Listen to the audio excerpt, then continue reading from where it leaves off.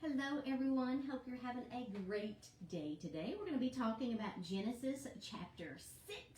So if you haven't already had a chance to read through that chapter, just take a minute and do so. And if you're catching this on my stories, be sure to just go to my profile page for the complete video. So yesterday we had chapter 5, which was a lot of lineage, a lot of names about descendants, specifically descendants from Adam and Eve through the line of their son Seth.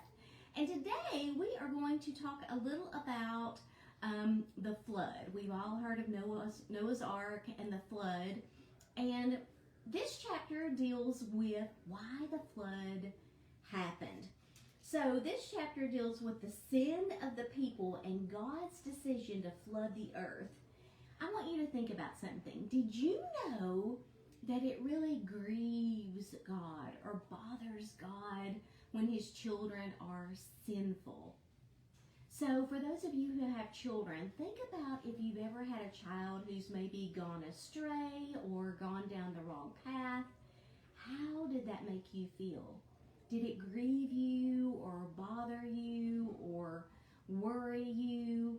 Well, God is exactly the same with us.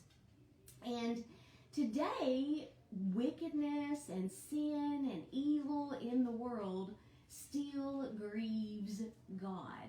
So there were a lot of evil things that were going on, and it disturbed God so much that he felt like there needed to kind of just be a fresh restart. So everything kind of just needed to go back to the beginning, and there needed to kind of be a do-over.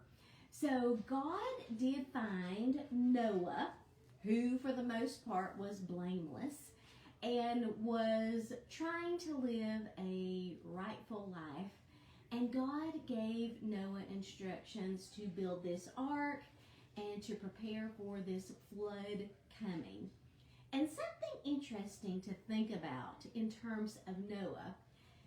Do you ever in life today feel like you're doing good things, you're doing the right thing, and maybe God doesn't see it, or it doesn't matter? Well, that is not the case. You matter, and when you do good, whether anyone sees that or not, that matters. So, for example, Noah got these instructions from God. No one else was building a huge ark or doing any of the things that God instructed to Noah to do, but Noah was diligent.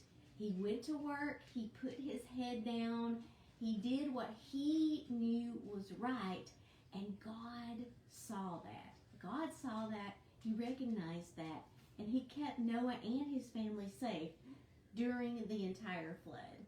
So I will be posting some additional questions for chapter 6 in the comments below. Today, I want to ask you a question. I want to get some feedback from you. Is there something in chapter 6 that you never noticed before when you've read through this chapter? It could be your first time reading through this chapter, or you could have read it many, many times. But if you would, in the comments, just drop one thing today that stood out to you that you've just not noticed in this chapter before. I hope you guys have a wonderful rest of your day, and I will see you back here tomorrow to talk about chapter 7.